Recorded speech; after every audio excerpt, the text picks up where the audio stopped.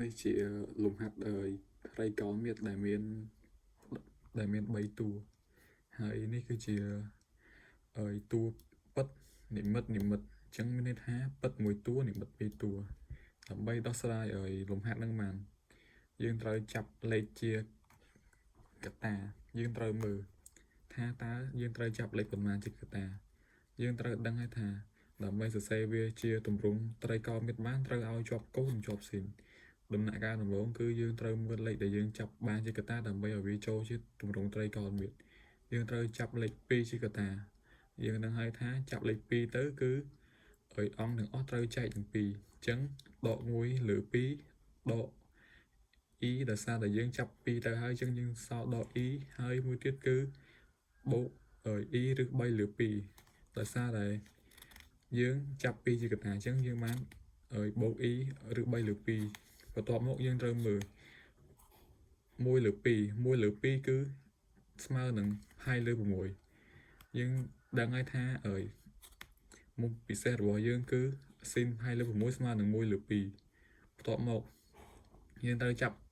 e ជាកតាចាប់ដក e ជាកតាយើងចាប់ដក e ជាកតាហើយយើងនៅសល់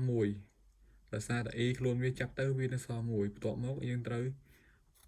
អង្គទី2នេះគឺយើងចាប់ដក e ជាកតាអញ្ចឹងវានៅសល់ដករឹស3លើ2ហើយរឹស3លើ2យើងដឹងហើយថាវាស្មើនឹងកូស2លើ6បន្ទាប់មកយើងសរសេរវាជាទម្រង់ត្រីកោណមាត្ររួចហើយបន្ទាប់មកយើងត្រូវគិតវា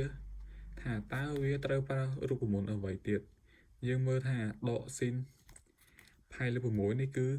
វាចូលរូបមន្តកន្លះមុំដែលស៊ីន2លើ6វាស្មើនឹង2ស៊ីន2លើ6ចែកនឹង2កូស2លើ6ចែកនឹង2ហើយ1ដកកូស2លើ6គឺចូលរូបមន្ត2ស៊ីនការ៉េ2លើ6ហេតុអីបានចេញ2លើ12គឺយើងត្រូវយក2លើ6នឹងគុណចម្រាស់នឹង1លើ1ចែកនឹង2អញ្ចឹងយើងបាន2លើ12បន្ទាប់មកគឺយើងបានបំលែងវាទៅជារូបមន្តកន្លះមុំរួចហើយបន្ទាប់មកយើងមើលស៊ីននិងកូសតើវាចាប់អីជាកតាបានយើងមើលឃើញថា1គុណ2និង1គុណ2ដូចគ្នាយើងអាចចាប់2ជាកតាបានហើយយើងមើលទៀតស៊ីនកូសដោយសារតែស៊ីនដូចគ្នាអញ្ចឹងយើងអាចចាប់ស៊ីន2លើ12ជាកតាបានអញ្ចឹងវាបាន2ស៊ីន2លើ12គឺយើងចាប់2ស៊ីន2លើ12ជាកតាអញ្ចឹងវានៅសល់ដកកូស2លើ12នេះវានៅសល់កូសនេះមួយអញ្ចឹងវាស្មើដកកូស2លើ12ហើយ